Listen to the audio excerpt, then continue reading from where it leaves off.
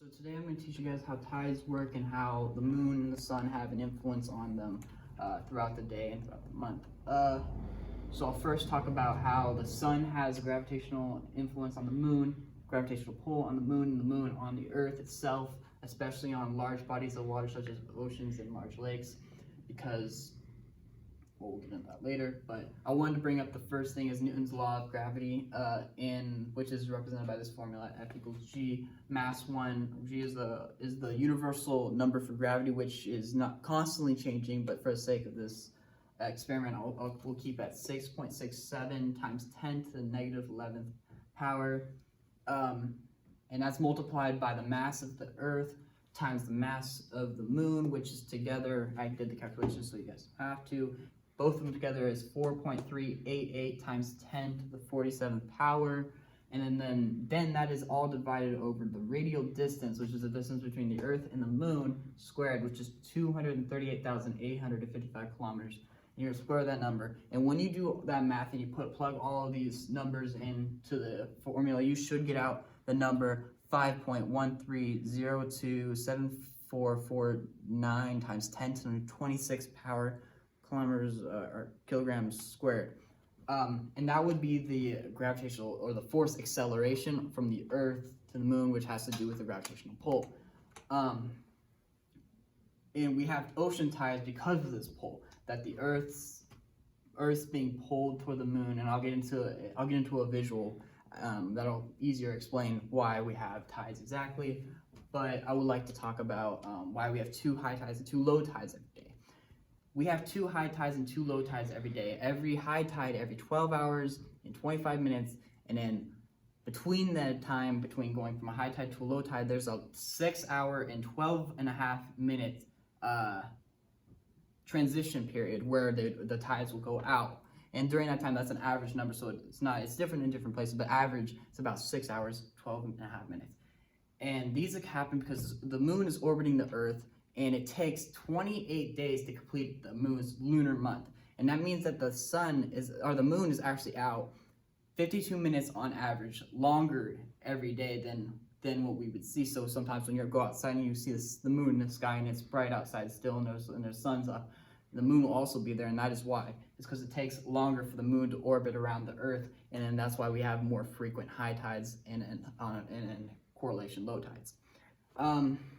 I'll go into the visuals now on why we have exactly tides and how those work based off the gravitational pull and involving Newton's law of gravity. Again, it has to do with the gravitational pull on the moon and the Earth here. And so there is this pulling to the Earth, or from the Earth to the moon, and I'll demonstrate them with arrows. The furthest dot away will represent the further part of the Earth, furthest away from the moon. That'll experience the least amount of gravitational pull, and that's the least amount. The middle will have a little more than the last one, but again, not as much as I'll make the arrows a little bigger so you can see the extent. And the one closest to the moon will have the greatest gravitational pull, which I'll demonstrate with a larger arrow. And that will be the case with all the dots, no matter what.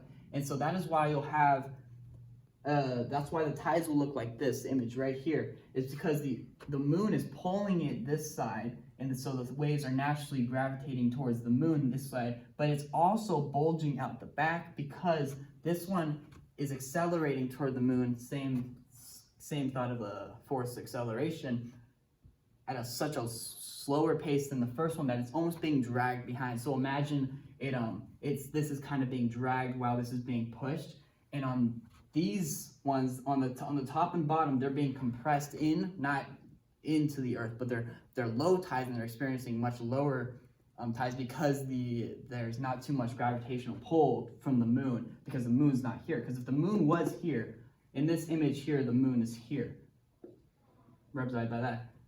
And so that's why we're having the tides being stretched or pulled this way, and these ones are being kind of slowly accelerated, because this is accelerating slower than this one, if that makes sense. And you may be wondering why they're coming in. I'll demonstrate that here. It's because if these are definitely still getting pulled, and I mean definitely still being pulled by the moon here, and that's why they're experiencing this at all the same amount of gravitational force. they're all coming together here towards the moon because it's all being sucked. And I like to use a term that I think is kind of funny. It's called spaghettification.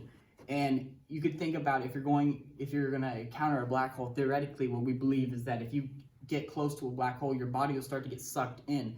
And when you get sucked in, your legs will start to stretch because it's being pulled at such a strong force that your body will be ripped apart or stretched apart. And that's the same idea with the with what's going on with the tides in the Earth. It's experiencing that same force of pull from the moon. And now you may be wondering why, in that case, we don't collide with the moon, we don't hit. And that's because we're in such a good gravitational equilibrium, the Earth and the moon, that it actually travels in a path like this. I'm really bad at drawing and illustrating this, but it goes in this pattern. So the moon will come up and go out and create this circular motion. So it is getting pulled, but it's still in its equilibrium, that it's still traveling perfectly and doesn't break that equilibrium. It doesn't come closer than that because the gravitational pull isn't strong enough. If the moon was closer, maybe they would come closer, but since they're perfectly spaced apart, that wouldn't happen. But we would still experience higher tides and lower tides in these areas. And now I can start to talk about spring tides and how the sun comes to play when it comes to the intensity of tides. And that is where I'd like to illustrate what a spring tide looks like and when it occurs. A spring tide occurs when the sun and the moon here and the Earth here are all aligned. And when that is the case, all the tides will be much stronger than if it was just in line with the moon, because now the gravitational pull is intensified because they're all pulling the Earth here. But it still doesn't break that equilibrium that we're talking about. And on the bottom, it's still experiencing that bulge in the tides. So there's still those arrows. Granted, they are larger tides, and that's why they're called spring tides, because the gravitational pull is higher, obviously, when they're all aligned. And same thing goes on the sides. They're still, we would have lower tides the same. And a neap tide, on the contrary, let's just check my notes really quick. Okay, and a neap tide is when the gravitational pull is equal between the moon and the sun. So that'll be demonstrated by this. This is a spring tide here, where they're aligned, the sun, the moon. It doesn't have to be in this way. It can be any way around. This could be that side there, and it doesn't matter. But it's just where the sun and the moon are in comparison to the moon. And over here, we'll talk about neap tides, which are when tides are extremely or abnormally low. And that is when you have the sun here, same as the other diagram here. And then the moon is here. Sorry, that was a bad M. And then the Earth's here. And it's at this 90 degrees. And that is when the gravitational pull is almost even between the sun and the moon. And so now you'll have tides that won't go up higher than just, because it's being all pulled at a diagonal this way. It's being pulled almost at this angle here. So the tides will be lower than if they were being magnituded on straight up or in a line. And these neap tides occur the first quarter phase of the moon and I believe the 3/4 or 75% of the moon phase, which in the 28-day moon month would be around the 23rd, 24th, 20th, around that time when you're getting into the lower 20s in their days. And then spring tide happens just whenever they're all three are aligned. All right, moving on to the next questions here. Earth's tilt. Earth's tilt's interesting because when you bring in the same idea of distance in determining the intensity of the waves as well as the position the Earth is in comparison to the moon and the sun, the Earth's tilt does play a very important role as well. So when you have the moon here and the Earth, let's say it's tilted. I'll use a line. Hopefully that's not too hard to imagine. I don't know how I would create a tilted Earth here. I'll use this line to indicate that the Earth is tilted this way, towards the moon. Again, since this point here is closer to the moon, it intensifies the tide's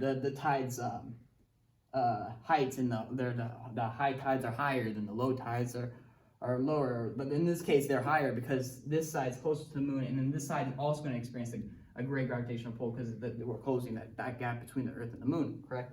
So this is going to experience higher tides. All right, and then when we experience summer, it's because of that tilt of the Earth is pointed towards the sun and the moon. And that's why we have summer starting in the northern hemisphere, starting June 10th, and then the southern hemisphere experiences summer and the winter on December 21st. And then while they're having summer, we're having winter, and vice versa for them. And on the eastern hemisphere, it kind of has the same impact as the northern hemisphere, where they have summer in the summer, and then the western has the same summer schedule as the southern hemisphere for some odd reason. But the eastern and western don't come as close to the sun and moon as the northern and southern hemisphere.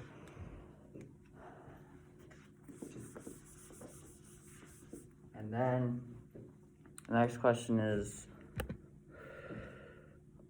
why don't tides occur in ponds? The ponds they don't have enough surface area and water pressure to have any gravitational pull from the moon, and the depth of the ponds also plays a role within the amount of water that's actually occupied in that space.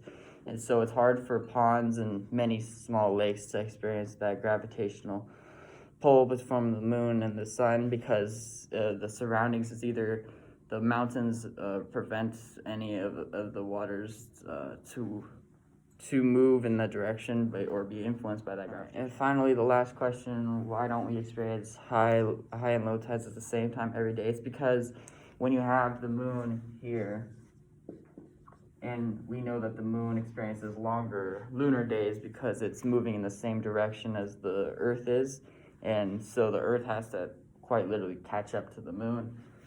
The Earth is here. As soon as it starts its day here with the moon, it has to travel all the way around while this is moving in this direction. And so by the time it goes here, it's experiencing 13 hours here, say 20 hours here. And as it gets to here, the moon has already moved probably around here. And so that's why we have longer lunar days, which average around 28 hours instead of 24 hours. So it's much harder for the Earth to come. If they were perfectly in sync, moving at the same speed, we would experience a lot of those tides in the same exact time of the day. But it also would prevent having different intensities. That's it. I hope you guys learned a little bit about tides and how they work, and how the moon and the sun, as well as the Earth, come into play with those. Yeah.